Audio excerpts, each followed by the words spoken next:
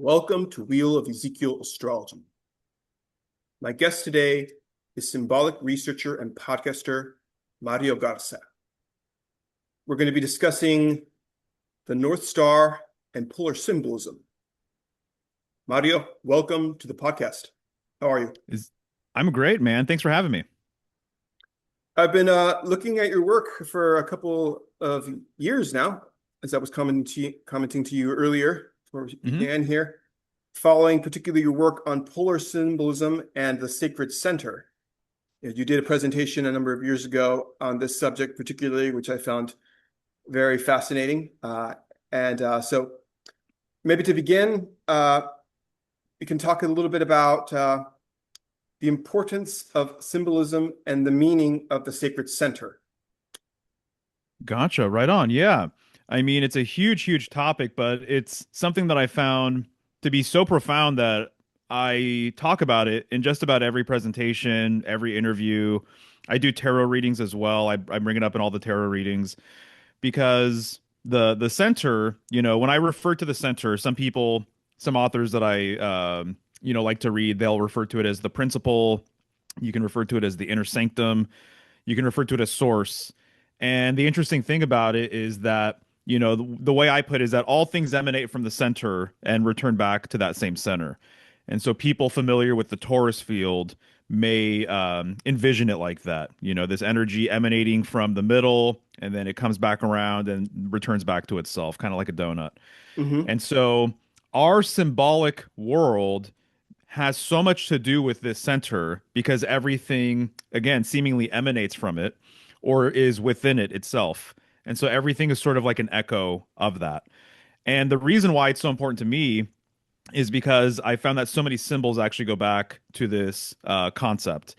And this concept was more well known, that's my understanding, in our primordial past, that primordial peoples, maybe say during the last golden age, had sort of this understanding of this sacred center. And I would say one really interesting correspondence would be the North Star, which I talk about all the time with this, the North Star being the symbolic center of the Wheel of Heaven.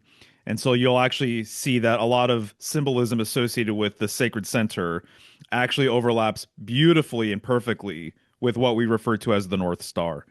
And so the North Star, as an example, it's a point of pivot. And so the North Star gives people orientation. And so early seafarers, if they knew where the North Star was, they knew where they were going, in physical reality. So they at least knew where north was, which means they can infer where the other directions are, basically. And so, similarly, the center is the point of pivot for all things.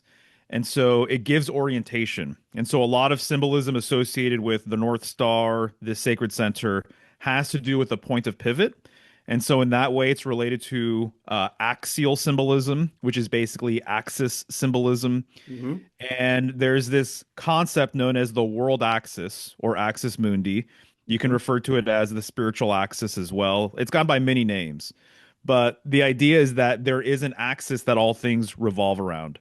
And most people who talk about this world axis refer to the axis through the Earth and through the pole star. So it's interesting that we have the North Pole and then we Mm-hmm. have the pole star, the North Star. So this symbolic axis that connects those two areas, but also goes beyond it. This axis has been referred to as like a bridge. And so my opinion symbolically is that there are realms above and below, and they're all connected through their center. And this is sort of an esoteric secret, I would say. And a good metaphor for this would be your chakra system. And so chakra means disc or wheel. Let's just say we have seven chakras. Your seven chakras are connected through this central axis, which would be your spine. And so that metaphor translates over to what I'm saying here. But, when we're talking about the center, it exists everywhere. And so that's one of the things that's kind of difficult to grasp for some people when they're getting into, this sort of mindset or this way of thinking. But the main thing I'll say is that this center, because everything emanates from it, everything is a reference back to it. And so the world tree is a reference to this central axis. The mountain is a reference to this central axis. The obelisk, the standing stone, so many things go back to this axis. And so for me, it's been a huge study of interest because it's really opened and unlocked a new layer of symbolism that I wasn't previously aware of. And so I find myself gravitating towards the authors that talk about this. What's interesting is this axis, this center, this bridge connects these different realms. And what you find out in the study of symbolism, where I'm at now with everything, is that what a symbol actually is it's been referred to as a support, and it's also been referred to as a bridge to other concepts, to higher realities, higher domains, higher principles. Mhm. And so every symbol that we talk about, no matter what it is, if it's an animal, if it's a planet, if it's a sign, whatever it might be, it's a representation of something else. So it's a representation of something of a higher order, essentially. And this higher order, the way it works is the highest order is in the center. And so, a lot of times when people think of hierarchy, they may think of a mountain or they may think of a pyramid. If you're scaling a mountain or you're climbing a pyramid, if you're looking at that mountain or pyramid from a top-down perspective, when you're at the very top of that pyramid, at the apex of it, you're at the center of that pyramid as well. Mhm. And so when I think of hierarchy now, I do think of the traditional pyramid sort of dynamic, more blocks or bricks down below. With each level, there's fewer and fewer blocks or bricks. It's the same dynamic when you're going to the center of a thing, right? So the middle of every system, the center of every system is the transcendental part of that system. And the same is true with self as well, I would say, is that the center of self is the transcendental location, I guess you could say, of self. And it's what connects you with the cosmos or the divine. So know thyself and you'll know the universe. Mhm. As you drift towards or journey towards the center of self, that's how you really commune with the cosmos. Agreed. Yeah, excellent. Um, in regards to the tarot being probably the richest or one of the richest sources of symbolism that we have, particular cards that came to mind for this particular subject was, of course, the Wheel of Fortune card. It seems that you Mm, have the hub of the wheel and then the center, and yeah, then also the Chariot card, which actually I had some images I was going to share as we speak, so that we can just sure. uh, Yeah, these are great maybe cards to talk about with this topic. Absolutely.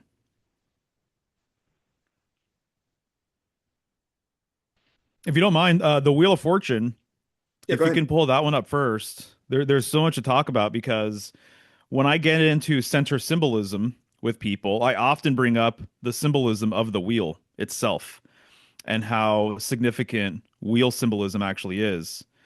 And so, when you're referring to a wheel, the two main parts of the wheel would be the center itself, which would be the axis, and then you have the circumference of the wheel. The circumference of the wheel, the outer portion of the wheel, we're all like our own wheel, basically. The outside of the wheel is related to division, actually. It's related to what people have referred to as multiplicity. It relates to things outside of self. And so the external part of the wheel is actually the least balanced part of the wheel because it's always moving, it's always turning. Where you want to be is you want to be in the center of the wheel. And the center of the wheel is where the reconciliation of opposites occurs. So it's where all things are unified. It's the most balanced part of the wheel. And so you can almost imagine this wheel not unlike a pie chart. And so the center of the pie chart is where all of the lines emerge from. And so it's the unifying aspect of the wheel. And then the outer part of the wheel is the different sections of that pie chart. It's the different wedges. And so what's been said is that if you're able to journey to the center of the wheel symbolically, um, you become what's referred to as the unmoved mover or the prime mover. There's lots of different names, but by being that immutable stillness in the center of the wheel relates to stillness, the external part relates to action. As you journey towards the center of that wheel, you become this unmoved mover, and you actually cause the wheel to turn by being stationary, by being still. So again, the center of any system is the transcendental part of that system. So it's actually the center of the wheel, which is dead center in this card. The very center with the tarot, if you're looking at these cards, decoding what's in the very middle of the card of the canvas can really say quite a bit. So really, the wheel can't turn without that central axis. And there's actually a lot of deities that relate to this. So, as an example, you can see Buddha and he's meditating in the middle of a wheel. Mm-hmm. Or they say he gained enlightenment in front of a tree. It's because he gained enlightenment at that central axis. Odin, he hung from a world tree, Mm-hmm. and this is how he discovered the runes. And so it's as though he's hanging from that central axis. The hanged man is actually a very similar thing as with Odin. So these are sometimes referred to as dying god myths. And so Jesus Christ being nailed to the cross, it's like he's sort of symbolically nailed to the center of the wheel. And so by being stationary in the center of the cross, he causes the wheel of Christianity to actually turn. And so what you'll find is that most leaders represent this central axis, actually. I just did a whole presentation. I've done it before, but the Emperor card, he kind of symbolically represents that center, as does the Chariot card, actually. The Chariot card is a really good example of this. The Charioteer, he's standing between four posts, four pillars. There's usually, if you're using the Rider Waite deck, there's a canopy above his head, and there's stars in that canopy.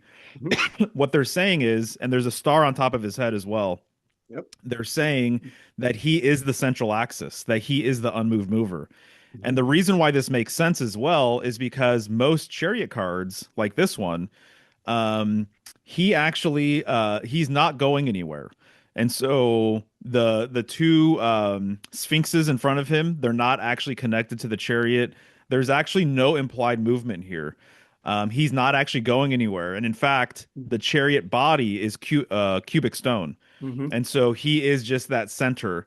And so by being stationary, though, he causes the wheel to turn, which makes a lot of sense because a chariot can't function without the wheel. And then Mm-hmm. this card is ruled by Cancer, and Cancer, even the glyph, the 6-9 glyph, it looks like it's supposed to be spinning, right? Mm-hmm.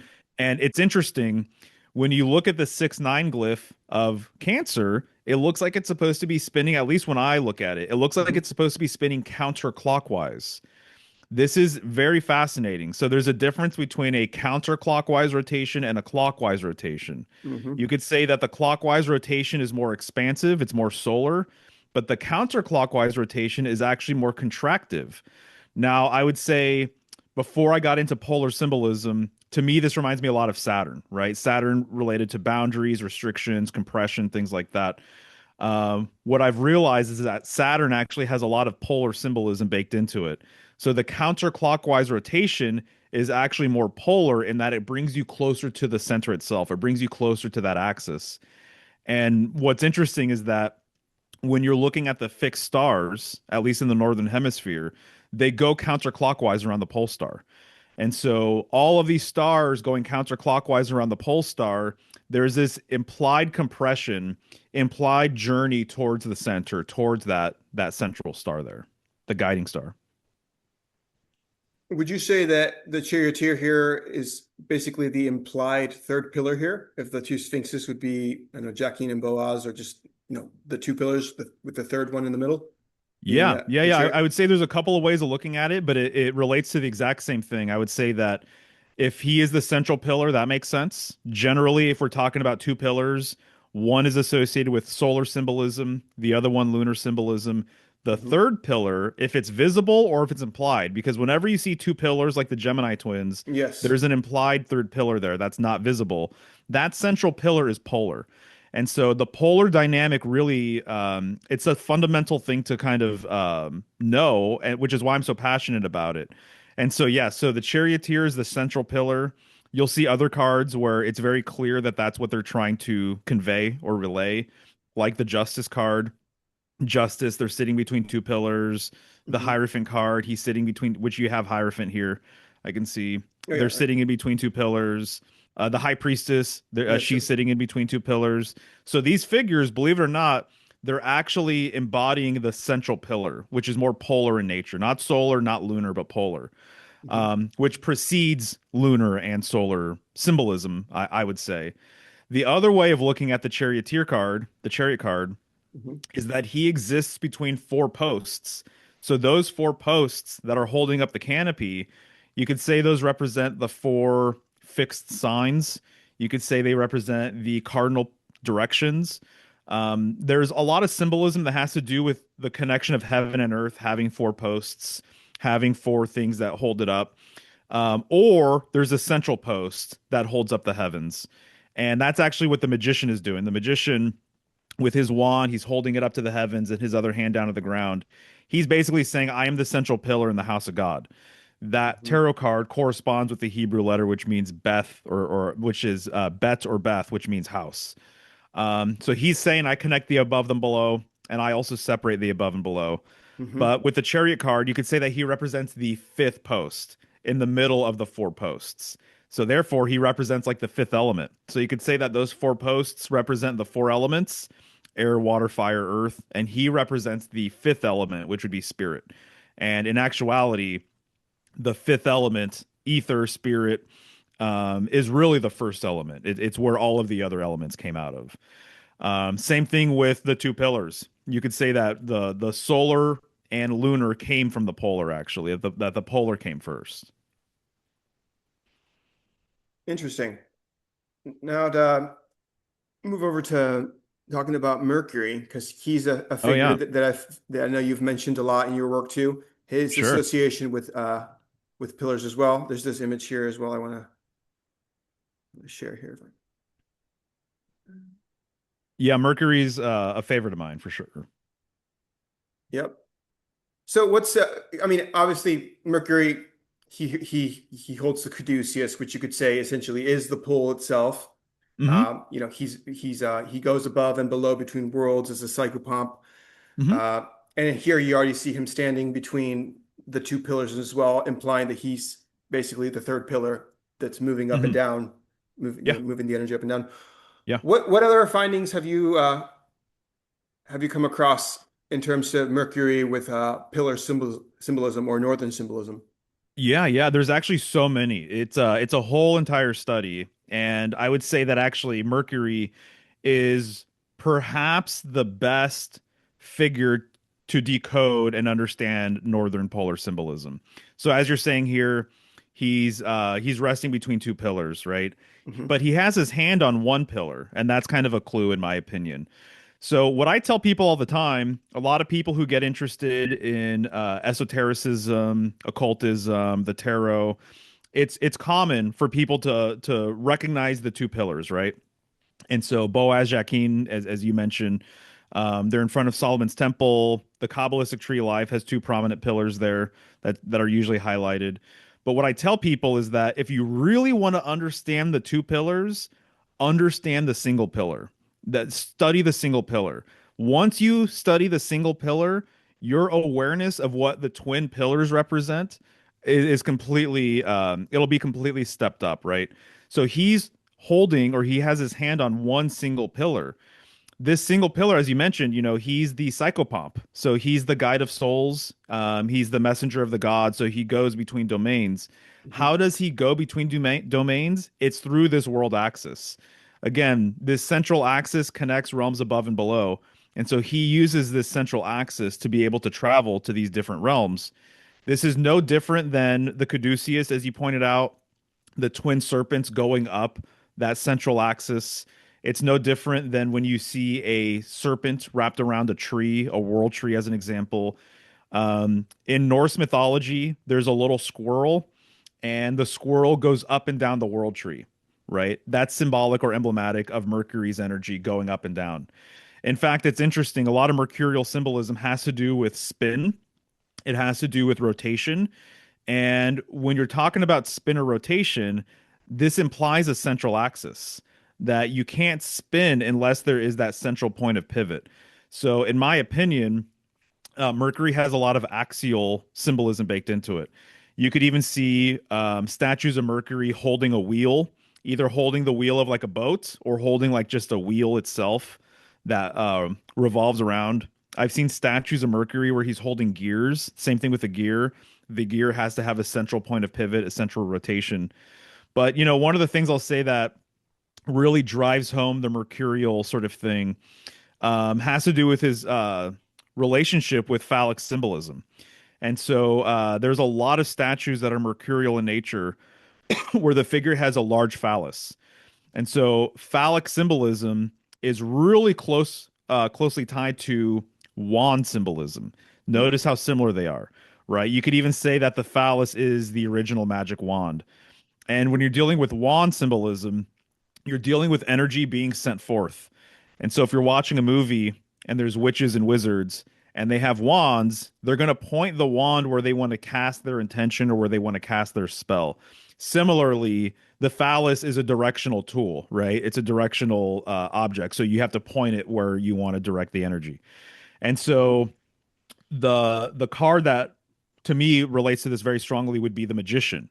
So the first card of the Major Arcana, we're dealing with the number one. Isn't it interesting that the number one is just a straight vertical line? Hmm. It's a representation of the axis because the axis represents unity. Yep, exactly right. Yep. It represents totality. And so it's no sort of coincidence, in my opinion, that that card, the magician card, relates to Mercury. It's ruled by Mercury. Yeah. And so the magician, once again, he's standing very upright. He even looks like a pillar or a post himself. He's There's embodying it, statues. in my He's embodying opinion, it. Yeah, essentially holding up the wand of the 100%. ether. Hmm. That's it. Yeah, yeah, You exactly. become the pillar when you embody the magician archetype. You become the unifier That's it. of the above and below, right? Heaven and earth. That's it. Yeah, yeah, yeah, exactly. And so so to me this makes sense with mercurial symbolism. And so Mm. there's this thing called the Great Triad that people have talked about for ages. And it's this idea that there's a triune relationship between heaven, earth, and man. We are the central pillar between the above and below. We are in this triune trinity relationship with heaven and earth. And again, the magician, this is pretty much what he's saying. Yeah, exactly right. You'll see a lot of alchemical illustrations where there is a central axis. This is what's being conveyed here. And so clearly on the right hand side, you have solar symbolism. On the Hmm. left hand side, you have lunar symbolism. So then what's to be said about this central axis where there's a lot of powerful, symbolism going on? It Hmm. represents polar symbolism. And the interesting thing here about this one specifically is that there is a bull on top, and there's bull symbolism that actually, like primordial bull symbolism, where the bull was symbolically at the center of all things. And so this kind of gets The into Taurus some, field, going back to the Taurus field, you said. yes, So exactly. Taurus itself. Right. You totally got it, man. Exactly. Yep. Mm-hmm. Taurus field for sure. Hmm. And so there's even deities that kind of speak to this, but this idea of the bull being at the center of all things, this bull of heaven sort of concept, it's Hmm. very appropriate for the bull to be right there. And so, yeah, so with the Taurus field, right, the central part is called the hyperbola.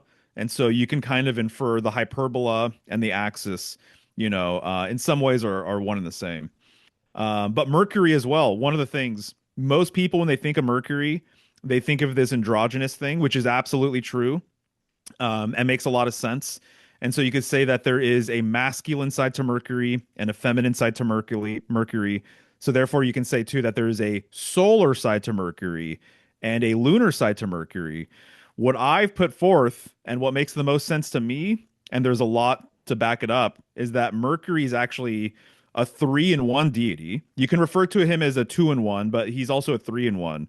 So Hermes The, the Trismegistus, the thrice great. Yeah. the thrice great. Yeah, Yep. exactly. Hmm. So what is this three in reference to? I would say that Mercury has a very strong solar connection, undeniable. There's a lot to talk about with that. There's a very strong lunar connection. That's also undeniable. There's a lot of stuff to talk about with that, Hmm. including the fact that the Egyptian equivalent would be Thoth, Thoth, and he was also known as a lunar deity. Now, the third thing is actually Mercury has a lot of polar symbolism associated with him. So Hmm. there is a solar current with Mercury, a lunar current with Mercury, and then also a polar primordial current with Mercury. Um, the Interesting. other thing I'll say is that a lot of deities that, or excuse me, a lot of figures in world mythology and things like that, that preserve information. A lot of times they're associated with poles. They're associated with poles. They're associated. They have a staff with them. Saint John the Baptist oftentimes has like a staff with him. There's a lot of wild man or green man figures that they'll have a staff or they'll have a stick with them. Hmm. The fool card, the fool is always pictured with a rod or a stick or a staff, something like that. And that is a very mercurial tool. Hmm. And Mercury, one of the things he does, one of the things he embodies is he embodies the traveler, again, being the messenger of the gods and things like that. And so he passes through, but he just passes through. He doesn't he's not going to stay for a long time. That's one of the things I love about that illustration that you brought up with Mercury. Mm. It's implying that he's about to go again. That he maybe just got here, he's going to fix his sandal, and he's about to take off again. So he's always on the move, he's always going. And a lot of primordial symbolism that has to do with axis symbolism and the North Star and all these things that I like to go on about all the time. Um, Nomadic peoples like were completely in tune with a lot of this stuff. So humanity started off as nomadic. And so humanity started off as nomadic, and then over time, people became more settled. They became agrarians. They started villages and towns and cities and things like that. So the migrational pattern that they go on started becoming less and less and less and less. And so my understanding is that this idea of travel and constantly being like on the go and on the move and everything else, there's a lot of northern symbolism with that, actually. Mm. And a lot of nomadic tribes, they would travel from south to north, that was their migrational sort of pattern. And some of them would actually follow the North Star and things like that. Depends on where they're at in the world. Um, but the symbolism of the traveler is very mercurial. Now, this is me getting way into the weeds with a lot of things. But the traveler as well, and this wild man figure, a lot of times what they're doing is because they're traveling, they pick up a lot of information from all over the place. And so they can be very like studied people, and they can pick up different languages and different cultural things from all over the place because they're always on the move. So a lot of these figures, they get associated with preserving wisdom from a different era. And so the wild man who lives in the woods, there's also a lot of symbolism with this, with shepherd symbolism. And shepherds always traveling, shepherds always moving, and shepherds always have their crook or they always have their staff with them, right? I'm thinking of the hermit card. I was just gonna The say, hermit, the hermit. yeah. Yeah, the hermit's ruled by Virgo. Virgo is ruled by Mercury. So the mercurial thing is still there. It's And your. even the hermit is very, very upright. He kind of looks like a phallus, actually, a lot of times. Hmm. Um, but what I was going to say is that a lot of these guys, they're known for preserving wisdom. And so when they pass through the village, the modern world, or they pass through a city or something like that, a lot of times it's kind of understood that the modern people who live in the village, that they don't know what this wise man knows, who spends all of his time out in nature and who spends his time maybe, contemplating and things like that. Versus the city, which is very action oriented. People are less inclined to contemplate in the city, especially here in the West. Um, Hmm. but what I was going to say, what's really interesting is a lot of hero twin myths are actually encoding the difference between nomadic symbolism and agrarian settler symbolism. And Hmm. this is what you'll find in the Gemini twins Yeah, it's like is Cain and that Abel. Cain and Abel, like Cain and one's Abel, yeah, agrarian or a hunter. One was all exactly. about the vegetation and Yeah. planting. Yeah, exactly. Yep. So Cain was a tiller of the land, and so he Hmm. was more interested in that. And then Abel was a keeper of his flock, and so he was the traveler. Nomadic peoples, they had a very intimate relationship with their animals because the animals would travel with them, and Hmm. so they would have these big flocks of animals with them. And so what happens is the tiller of the land, the agrarian, always kills the nomad. And this is emblematic of when people settle and create villages and cities and borders, they prevent the nomadic tribe from being able to travel. They prevent the nomad from being able to travel. And so another great version of this would be the hero twins of Rome. I'm not sure if you've heard of this one, but Romulus, Romulus and Remus. Romulus. Oh yeah, the founding of Rome. Exactly. They Yeah. essentially wrestled and Romulus won, killed his brother, Yep. and then they Yep. established the city of Rome. Yep, that's it. Yeah, exactly. So Romulus kills Remus. Hmm. Remus was more nomadic. One of the differences symbolically is that nomadic peoples are actually anti. I'm trying, like kind of their anti-iconography. They actually don't prefer visual images. Okay. Traditional nomadic peoples, they love artwork that's more auditory, and so the oral tradition, music, poetry, things like that. That's what they really excelled in. That's what really spoke to them. And I found this to be the case a number of times versus agrarian settler society. We actually tend to prefer things that are visual. And so we tend to prefer things that are artistic on a canvas, statues, architecture. Some people have referred to this as the plastic arts. And so Hmm. we don't get me wrong, we still love all of the other things too because we inherently are originally nomadic peoples. But there's just a difference of doing everything. Because if you're a nomad, you're not going to excel at architecture because you live in tents. You're not going to excel at building statues or paintings because you're always on the move. So your lifestyle sort of dictates the artwork that you prefer. And then same thing with nomadic, or excuse me, same thing with settled people, agrarians. Because you're settled, you have the time to do all these things.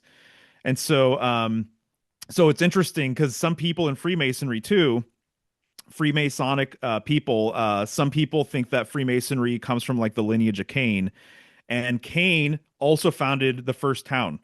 And so when you're dealing with Freemasonry, you're dealing with the art of masonry. So you're dealing with architecture, you're dealing with building buildings and setting foundation stones and like all of these different things that we associate with agrarian society.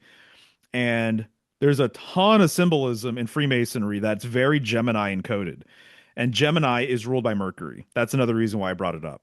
And so there's lots of mercurial symbolism in Freemasonry and with this dynamic between nomad and agrarian. Right. All right. I want to move on to talking about the solar and stellar cults in regards to how the symbolism is oftentimes confused. So, like before, there was the solar cults that are dominant. Well, at least more so now. Hmm. There were the stellar cults that venerated the pole star. That was essentially the center of everything, right? As the place that the sun occupies now. Before it was the star. Hmm. That well, we've had several as well. So in the past, we've had Vega at about 12,000 BCE is what I found. And then Thuban between like 3,942 BCE to about 1,793 BCE. Then Kokab from like 1500 BCE to 500 CE. And then finally Polaris from about the year 500 AD to present. So I guess this is a kind of a big question, two parts maybe. Can you talk to me a little bit about polar versus solar symbolism and in terms of maybe how some polar symbolism was appropriated by the solar cults later? And Yeah, yeah, then sure. kind of how that whole shift kind of happened, maybe having to do with the precession of the equinoxes and that whole kind of tilt, maybe Hmm. some event that took place. Yeah, yeah. No, this is one of my favorite topics. And there's still a lot of things that I'm learning about it, but I'll definitely pass along my understanding of things. So, the way I tend to tell people is that there was a time before solar worship. And so I think that we live in a very solarized world. And I think when you look at mythology as well, or the zodiac and associated myths and things, things have gotten more masculine over time. So things have become more solar. Things have become, more projective, I would say. The sun really has become such a focus for people. And there was a time before the sun was the focus. So obviously, when we're talking about heliocentrism, we're talking about the sun being at the center of this whole entire system. Ancient peoples did not have this understanding because ancient peoples were more geocentric. So I think one way of explaining it to people is to understand that a lot of polar stellar symbolism was brought about when people were geocentric. So they thought that the earth was at the center of all things. That's a Right. whole entire conversation, like in and of itself. And so when people became more solar, they transferred a lot of the symbolism associated with the pole star to the sun itself. And so now, actually, when you read a lot of modern symbolic dictionaries, there's always this overemphasis of the sun. That's what I've noticed. So you look into wheel symbolism, they'll say, oh, it's a symbol of the sun. You look in the swastika, oh, it's the symbol of the sun. The circumpunct, as you have here, oh, it's a symbol of the sun. Oh, the dot, it's a symbol of the sun. Well, that is the case these days, but it wasn't always the case. That actually these symbols are primordial polar symbols. And so you Hmm. could say that they're actually more Right. geocentric in nature. And so we're dealing with more of an ancient cosmology, pretty much, versus the modern cosmology. Hmm. Um, and so, why did this happen? Why did this shift occur? One of the things I'll say is that I personally am of the opinion that on a grand scale with all of humanity, I think we're living in a darker age, actually. Ironically, or perhaps balanced with this solar dynamic that we're living in. So we're living in a darker age symbolically. I think that there's a lot of people who are spiritually lost.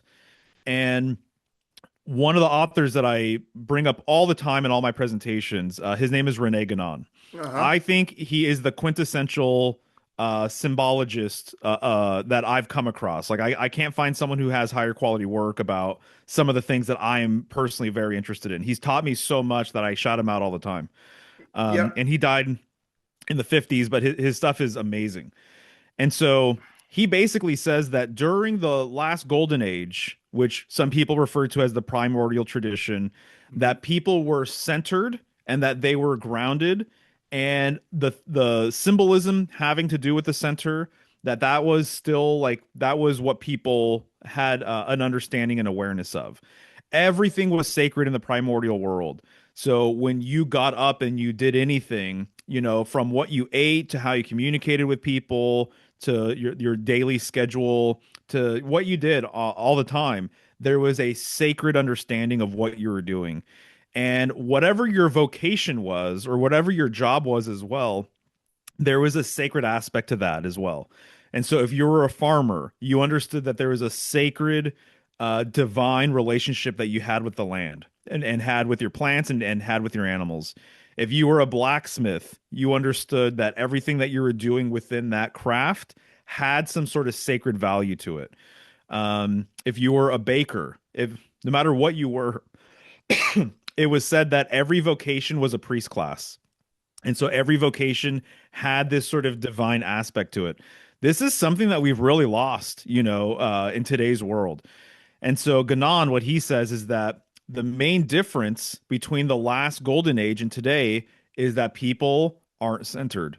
And if we're ever going to return back to the golden age, we're going to return back to that center, and that we will become centered and we will become that axis that bridges the gap between the above and below.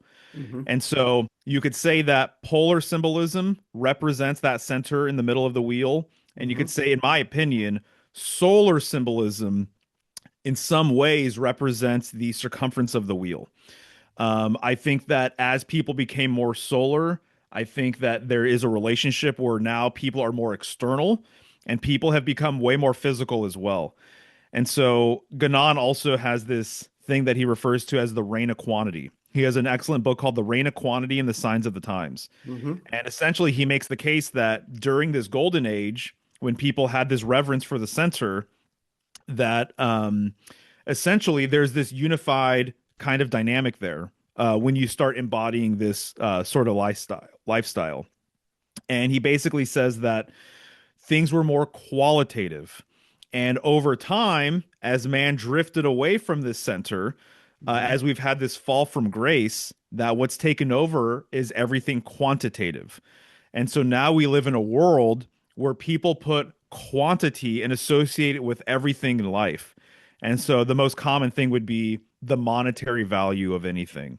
So this is worth that much money. My time is worth this much money. Anything you look at, people have this sort of lens of what's the quantitative value of a thing.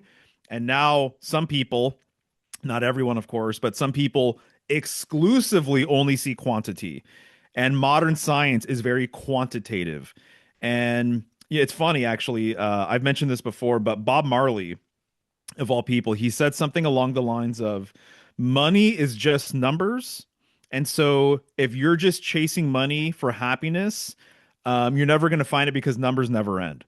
It's this endless sort of pursuit, you know. Mhm. So if you live in the reign of quantity and that is your modality, if you make $1 million, of course, I mean, most people are going to be like, well, maybe I should make 4 million. Or then once you make 4 million, well, what is it like to be a billionaire?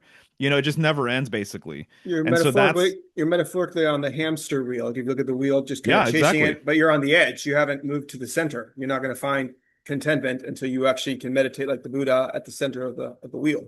That's it. That's it exactly. And so that's why, you know, it's interesting. A lot of relics that people want to find, the Holy Grail would be like a really good example. The quest for the Holy Grail, right? Mm-hmm. The quest for the Philosopher's Stone. I think a lot of these relics, they're actually metaphors to find your center, to find your sacred center, Mm-hmm. you know? And so I think people with this reign of quantity dynamic, modern people overemphasize the physical. And so everything has to be physical in nature. It's been referred to as the solidification of the world. And so people today, modern people, especially, it's happening everywhere, but especially modern Western people, are very focused on the quantitative and the physical and the material. So to them, that's really all that exists. When you get into spiritual stuff, it goes beyond the physical. And so, you know, Ganon and others, the people that I like to study and research, essentially, it's like symbolism is it basically is the best way to encode metaphysical truths. Essentially, it goes Mm-hmm. beyond the physical. Is essentially what I'm trying to say. And so even the center of the wheel relates to pure metaphysics.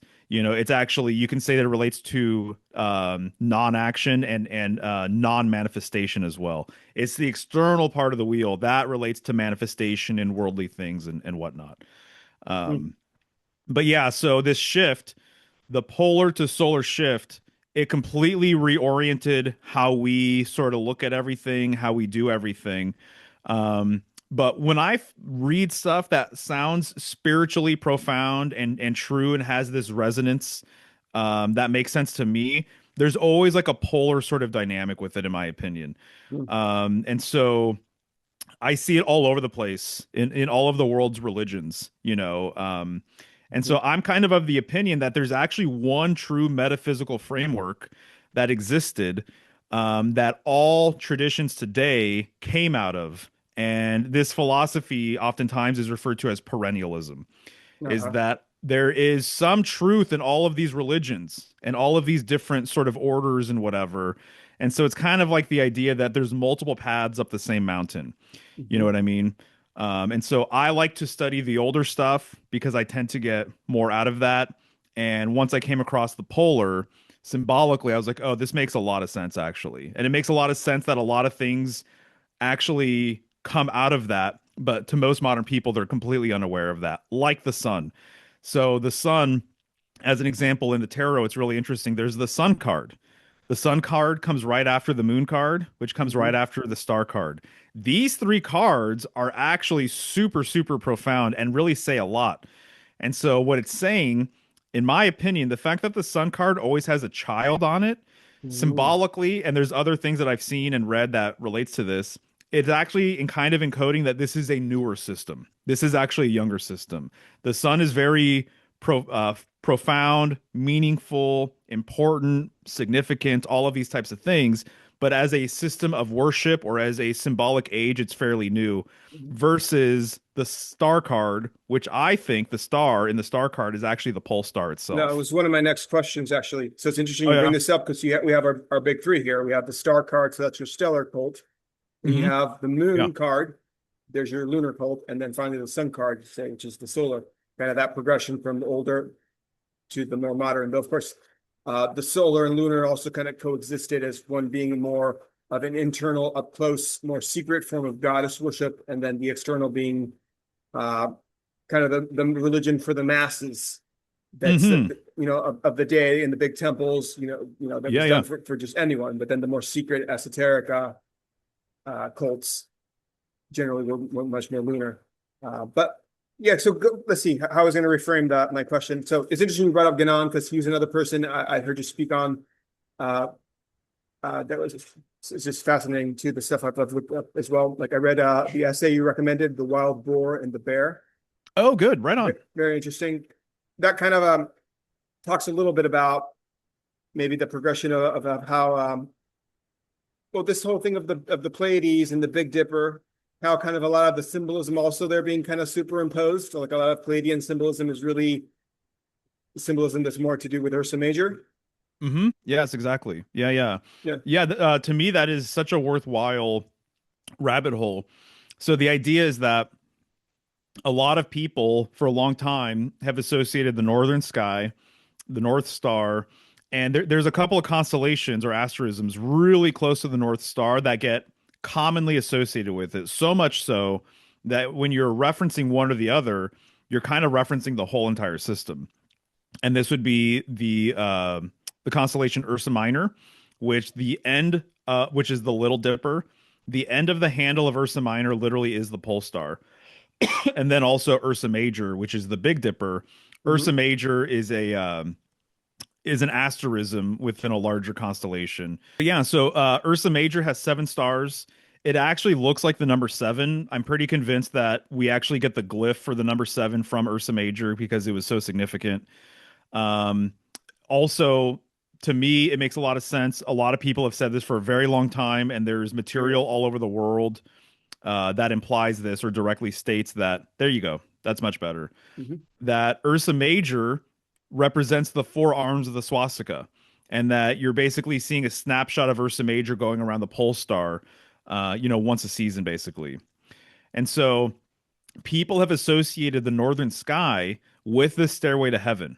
They've also associated it with the throne of God and a million other things. It's really a deep, deep rabbit hole. But this idea of it being a stairway to heaven, it kind of encodes this old myth about there being like an exit from a cave or the top of a dome, oftentimes having a hole on top. And Mm-hmm. so there's this just this general idea that the world axis, as it meets the northern sky, that is sort of an opening of some sort. And what's happened is this was, I think, understood during the last golden age or during the primordial tradition, but as people became more solar, the shift happened where instead of people focusing on the northern sky, they actually found a really appropriate, beautiful substitute with the Pleiades. And that the Pleiades has 6 or 7 stars that are visible with the naked eye. And it is right there within Taurus. And this became the new axis that people would refer to as the stairway to heaven, basically the axis between Taurus and Scorpio. And so this is interesting as well because Taurus has a large royal star in Aldebaran, and then Scorpio has a large royal star in Antares. And Mm-hmm. sometimes these gates have been referred to as the Golden Gate and the Silver Gate. And when you're Mm-hmm. looking at the Pleiades or Aldebaran or Taurus, you're looking away from the galactic center, and when you're looking towards Scorpio, you're looking towards it. And so this would be the galactic anticenter and the galactic center. So the Taurus location with the Pleiades has also been referred to as like a gateway to hell. People have called it that, versus Antares being sort of the gateway of heaven. What's interesting about this too is that the Hierophant card corresponds with Taurus, and it's not uncommon for there to be crossed keys at the Yep. feet of the Hierophant, right? And so you'll see a golden key and a silver key. So some people have said that this references these two gates, the golden gate and the silver gate, right? Mm-hmm. So to me, this all is just a new encoding of older mythology, older northern mythology. And so I think it makes a lot of sense that the Ursa Major constellation, with its 7 stars, everything that it encoded, there's lots of older feminine symbolism about the northern sky and Ursa Major. It just got shifted over to the Pleiades. And so a lot of cultures now look at the Pleiades the exact same way that people used to look at Ursa Major. So I see Ursa Major as being the original 7 stars of enlightenment. That's what some people have referred to it as. And so to me, that makes a lot of sense. Interesting. So if the journey of the fool, then going back to the tarot, Sure. can be understood then as the journey of the soul back to the sacred center. with the world card, which is ruled by Saturn, the 21st Arcana, would that essentially be representing kind of a point of return, being that it's at the end, and then you're back at the Fool once again? And then also kind of bringing in the concept of Cancer being the gate of man and Capricorn being the gate of the gods. Right, right. Yeah, All of essentially. that, you're born, you come in through the gate of man, Cancer, and then when you die, you're exiting through, the gates of Capricorn, which is Saturn's realm, right? So, Right, right, right. Yeah, no, essentially, I think that's kind of the deal. The interesting thing about it too is when you're looking at the world card, traditional versions of the world card, you'll have a woman in the center, and then there's oftentimes like a ribbon wrapped around her. This is no different than the serpent around the world tree or something like that. And so there's a lot of instances where woman has been shown as the central pillar, literally. And so that's what she represents in that card. mm, And as I said, there's a lot of Saturn symbolism with polar symbolism. Excuse me, there's a lot of polar symbolism within Saturn symbolism. And so I did a presentation called The Lost Lore of Saturn, where I mhm. talked about that. I'll say, Even the glyph of the sun now, what's known as the glyph of the sun that I right, showed can kind of be seen as Saturn with the rings around it. So almost like that symbol was just reassigned to the sun after the golden age of Saturn r- to right. represent the sun. There you go. Yeah, yeah, yeah, exactly, exactly. So what's interesting about that is Saturn's time of year. Generally, to me, I always think of Capricorn. So Saturn rules Capricorn, and then right after Capricorn, you have Aquarius, which, if you're using the traditional system, Saturn also ruled. Yes. And so the Capricorn Aquarian time of year has a lot to do with Saturn symbolism. And so what's interesting is that there's actually a lot of polar symbolism with winter. And so, as an example, probably the best example would be Santa Claus. Yep. So, Santa Claus comes when? December 25th. We're dealing with Capricorn season. He comes from where? Of all places, he comes from the North Pole. Right. Comes When does down. he come?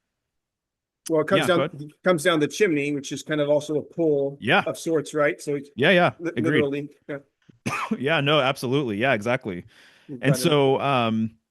so he comes at night, so the kids are supposed to be sleeping. Uh-huh. To me, there's like this inference. Once I learned about this, I'm like, oh, this is what they're referring to. Mhm. So some symbolists have, like Ganon, they've basically said that midnight is a polar time, that midnight has a northern polar relationship with it. Once he mentioned that, I'm like, oh my goodness. I'm like, that actually makes a lot of sense. Mhm. One very quick thing is, where is 12 on a standard clock? It's at the Exactly. very top. Where is north on the compass? It's at the very top, right? Exactly. So with if both hands are pointing up, they're symbolically pointing north. And so you have Santa, which delivers gifts at night. Symbolically, you could almost say that midnight maybe perhaps is like the symbolic encoding of when Santa's going to come around and deliver these gifts, right?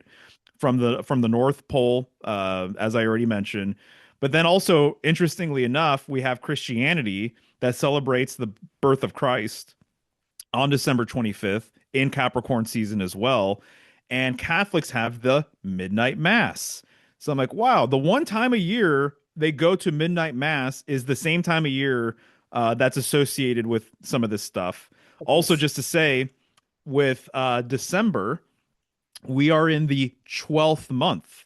So the number 12 occupying that top space, we're also in the 12th month. Yep. And then to me, this is the kicker. We have the New Year celebration, and this is celebrated around what time of day? Midnight. And so literally there's all of this midnight encoding sort of stuff happening during Capricorn season, during the transition from the old year to the new year. And there's a lot of polar symbolism with Saturn, as I'm saying. And so to me, all of these things kind of just line up and kind of drive home that, yes, I do think that this time of year with the Saturn relationship and all these other things, it's kind of like a polar time of year. And then I'm of the opinion, I think the tree that you put in your house that most people who celebrate put in their house, it's symbolic of the world tree, and it's not Absolutely. uncommon to put a star on top of that tree. So to me, this is basically the pole star. Yeah, I think it's a fairly when you symbolic literate, it's a fairly obvious thing. I can't help but see that now. Right? Yeah, yeah. Definitely, it's that's what it is. Literally, it's the world tree with the North Star Yeah. ground right on top. That most people have no idea, but that's exactly Right. what they're Right, doing, right, what they're yeah. celebrating. But of course, all these things are esoteric. Things done in the church, things that people do is just custom, that they don't really think even twice about where it came from, or what the deeper meaning is of it, if there is any even. Uh, Yes, yeah. exactly. Right. Well, okay. So let's see. For maybe my final question, because we are kind of getting close to time here. A couple titles I've heard that you've found to reference to this North Star, the Star of Stars, the Lodestar, the Star of the Sea, the Seaman's hmm Star, and then most interestingly, also the Gate of Heaven. So hmm with that name particularly, there's also the concept of uh, when a soul leaves its body here on this earth, it returns to the north after death. So what's your hmm take? What's your take on that in terms of like, do you believe, or do you have you found any evidence that's possibly where we all return essentially to the north? Is that the place that all souls, like that torus field, essentially all the energies of everything just return to that central sacred place? Yeah, I think that I think it's one thing to consider is that north is actually when I refer to it a lot. Um, I'm also referencing your north, meaning your center, Well, and sure. so I'm referring to what's happening within, and Hmm. so I think that that is probably more of the truth than not. Not that your soul literally, no matter where you're at, it goes to the northern sky. It's more that you go through an involution, that you're going within actually. Sure. Um, and With the so it prism, seems to me like that's more of the case. fair. But there's also people have said, they've seen people's souls leave their body, that people have had near-death experiences where they saw themselves from a higher perspective, but personally too, I'm really at the point now where I can acknowledge the non-physical reality that we kind of live in. That there's a lot of things about the physical world that are kind of illusory, and that when you really break anything down enough, it seems to really disintegrate and there's hardly anything there or like nothing there. That really what exists is pure consciousness, like pure awareness. And so I think you're best able to tap into that awareness and consciousness by embodying your sort of sacred center, that journey towards the center. That this is how I think a lot of meditation techniques are pretty much about this. A lot of meditative symbols are like this. There's like a mandala as an example. Mhm. There's always that inner sanctum with the mandala, that point in the center. Right. So I think a lot of things are really about that. Yeah. Yeah, I definitely agree with in terms of returning to your sacred center. But as Mhm. as the principle of correspondence states, it's as above, so below, as within, as without, which we can deduce from that that there is an external macrocosmic correspondence to the microcosmic correspondence within oneself. Mhm. Sure. So Yeah, even if yeah. this is non-verifiable unless one has had a near-death experience and can actually verifiably say for themselves that they've actually seen themselves leave their body and actually go to the north, it's not Mhm. something that necessarily can be proven, but it's something one would have to experience for themselves. And I have no experience of that myself, so I don't affirm that. There's certain things you can't really know. Like you can think but it's not Yeah. when you know what I mean. There's that alignment of you can't actually know until you experience. There's just some things where unless that veil is lifted, and you actually can enter the next realm Right, right. to Yeah, kind of exactly. One correspondence with this that I always find to be very interesting is the Kabbalistic tree of life, right? So you have the Kabbalistic tree, there's three pillars. The central pillar extends above and below the two side pillars, so it means that it's more primary and fundamental. And on that central pillar, there's the hidden Sephiroth. And the hidden Sephiroth is called Doth, mhm. Daat or Daath. th. Yes, And that yep, and some people have said that it's the wisdom. it's people have associated with the word death, death, Mhm. doth and toth or thoth. There's a mercurial sort of angle. But the esoteric material that I've read on Doth, this hidden Sephiroth, they corresponded with the North of all places, and that by accessing Doth, you're actually accessing the inverse of the Kabbalistic tree, which is known as the Clipoth, Yeah, the both right. It's the gate to or that. right. Mhm. And so you're accessing this whole other sort of domain basically through this Sephiroth that corresponds with the North. So to me, that's just kind of interesting that it's really all over the place how many people have said various things, along these lines. The other thing I'll throw out there is that we have a magnetic field around Earth called the magnetosphere, and there is an opening at the pole. And so this is why we have the aurora borealis effect or phenomena. And so the northern lights, basically, it Mm. has to do with the magnetism that's happening in the northern sky. And so they've basically, they've done these different, I guess, research techniques, and they show essentially that the magnetosphere is a giant torus field, pretty much. Mm. And so there's an opening at the top, and then also at the bottom. And basically, the Egyptian people they referred to this opening as the cusp of a horn, the horn of a great bull. Interestingly enough, Ursa Major is sometimes referred to as the thigh of a bull as well. And so they refer to it as this great horn. There's a woman, her name is Judy K. King. She wrote a book called The Isis Thesis, and she did some original translations of these Egyptian hieroglyphs. And that's what they were saying is that the soul ascends to the north upon death and it exits the horn of this bull. So, for what it's worth, I think it's pretty interesting. That is interesting. There was so many things to pull from in, Yeah. in geometry, numerology, just symbolism that's got multiple layers. Hmm. Speaking of that, though, are there any books on symbolism that you would recommend to someone that's wanting to study symbolism deeper? Like, what's some books Absolutely. that have helped you? Yeah, yeah, totally. I mean, I'll say I can give you a top two right now that I would recommend to anybody who's really trying to go deeper with their symbolic awareness. Easily, in my opinion, and I think I have honestly probably all of them. I'm sure there's still a couple that I have missing, but I've made it a point to buy as many symbolic dictionaries as I could over the years.